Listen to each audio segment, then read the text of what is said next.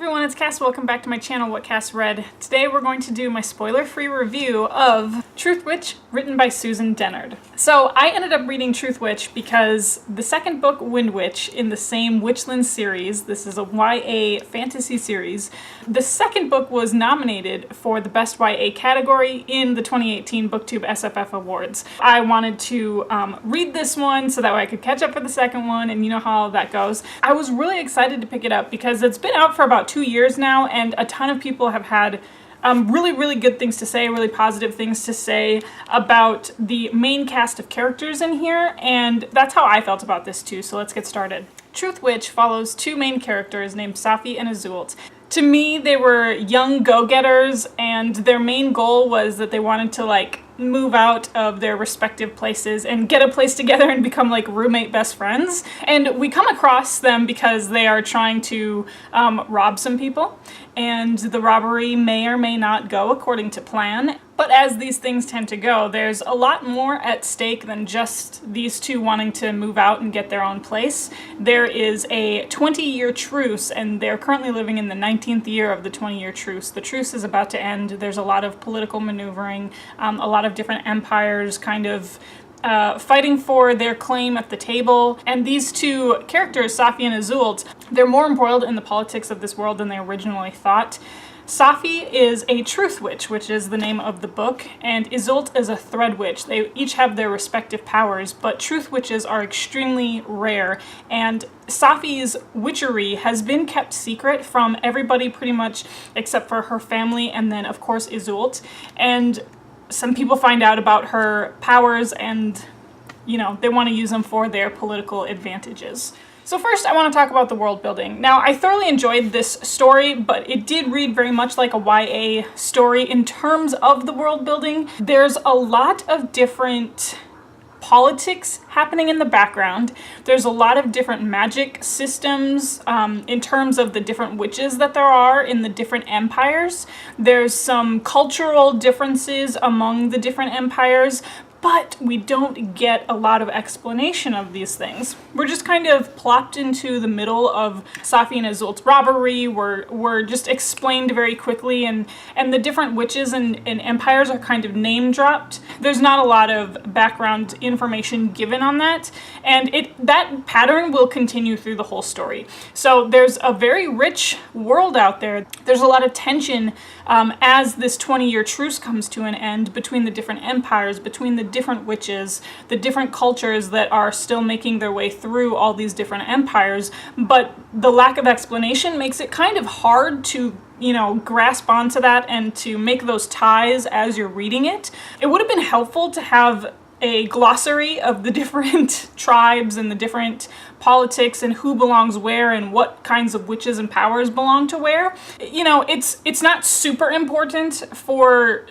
enjoying what is happening to the characters. It's not super important for enjoying the action, but it is something that's the main reason why I kind of docked this book down, is as I was reading it, I just would be a little bit confused because I was like, well, I just don't know what that means, like what the implications are behind these two tribes or these two empires without some more explanation than what I'm being given. So as far as the world building, that is where I knocked it the most.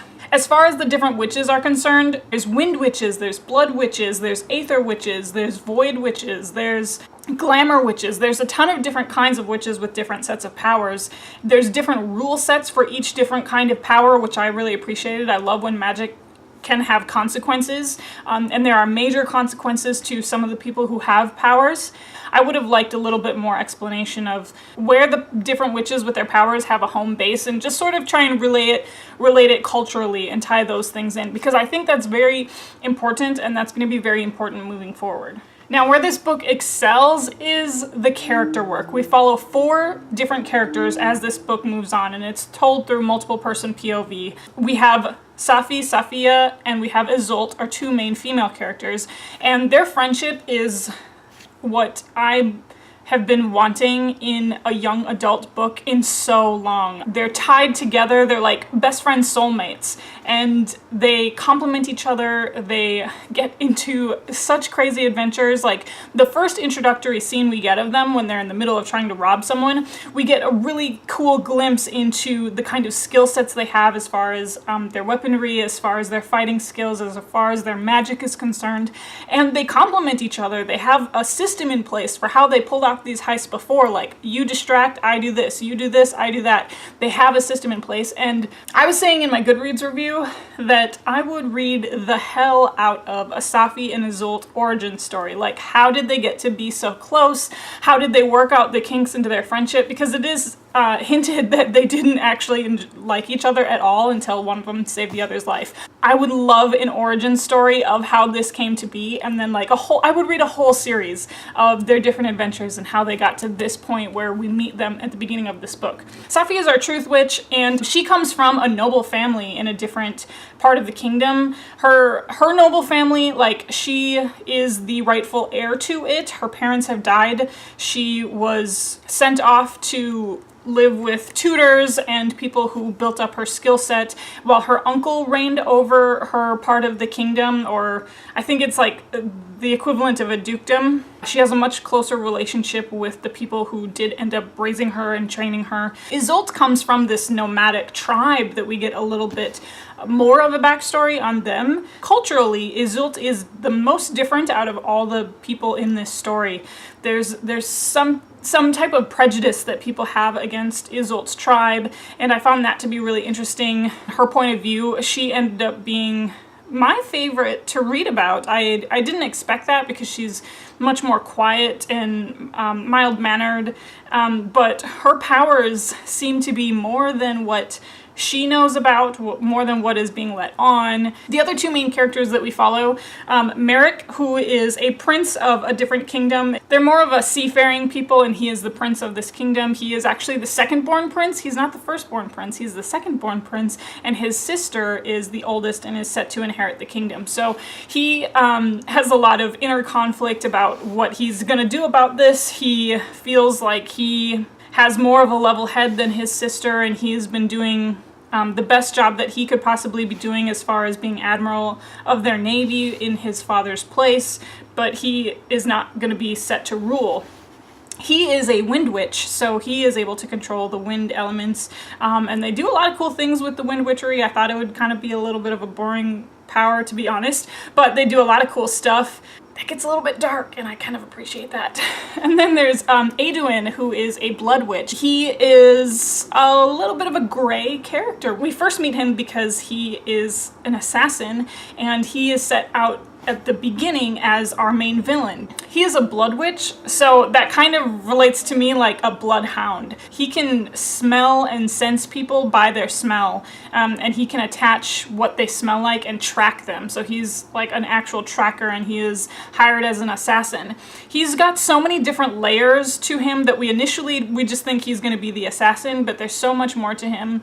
The kind of political ties that he may or may not have, or the familial ties that he may or may not have, or the ties to a different tribe that he may or may not have. There's a lot of complexity there with Aduin, and I think he's going to be so much fun to follow. Those four round out our main cast of characters. There's a lot of different moving pieces as far as like who each person's lives touch. So who is associated with Safi, who is associated with Isolde, who's associated with Merrick, who's associated with Aduin, and kind of the different political maneuverings that happen and surround each of the four of them has been really interesting, but again, a little bit lackluster on the explanation behind it. So overall, I did really enjoy this book, but I did end up rating it a 3.5 out of 5 stars. It's because while I enjoyed what was happening, there's a lot of action, there's a lot of fast-paced action. Just without some of the explanation, I felt like some of the tension that was implied wasn't as impactful to me because I just didn't